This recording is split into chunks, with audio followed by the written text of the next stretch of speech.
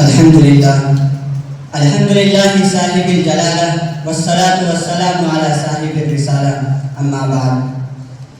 اس بات تقلید کی تیسری دلیل پیش کرنے کے لیے بندہ اپنی سعادت سمجھتے ہوئے آپ حضرات کے سامنے حاضر ہے۔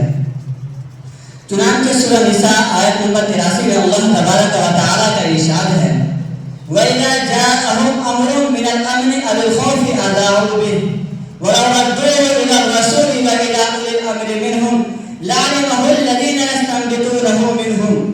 اور جب امن یا خوف کی کوئی بات آتی ہے تو اس کو پھیلا دیتے ہیں، اور اگر اس کو پیش کرتے رسول اللہ صلی اللہ علیہ وسلم کی طرف، صحابہ میں سے اولي الامر کی طرف، تو ضرور اس کو جان لیتے وہ لوگ جو ان میں سے اس سے استنباط کر سکتے ہیں۔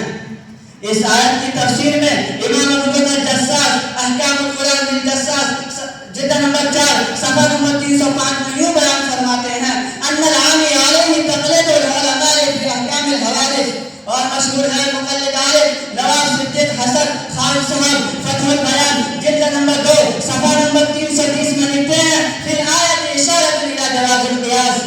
سامعین محترم، جیسا کہ آپ حضرات نے سنا، اس آیت کے ترجمہ اور اس کی تفسیر میں کس طرح تقلید کا اثبات ہو رہا ہے۔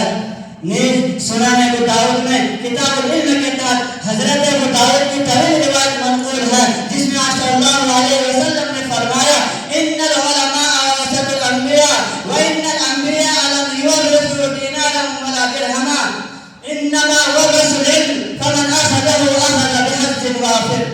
اس کا صاف مطلب ہے کہ علماء نبی کے وارث ہیں، اور وراثت علم کو خاص طبقے کے ساتھ محسوس کرنا اس بات پر ظاہر دلالت کرتا ہے کہ حوادثات میں اور نئے پیش آمدہ مسائل میں علماء حق اور گہرائی و گہرائی رکھنے والے علماء سے رجوع کرنے میں ہی خیر ہے۔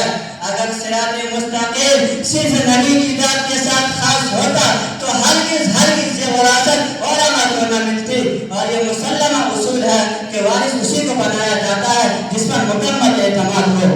تو جب نبی پاک صلی اللہ علیہ وسلم نے علماء پر اعتماد کر کے ان کو اپنا وارث بنایا تو ہمارا ان پر اعتماد کر کے ان کی تقلید کرنا عین سنت کے مطابق ہے۔ اللہ تبارک و تعالی قرآن و احادیث کے صحیح اصول اور اس کے معانی کو سمجھنے کی توفیق عطا فرمائے۔ وآخر دعوانا ان الحمدللہ رب العالمین۔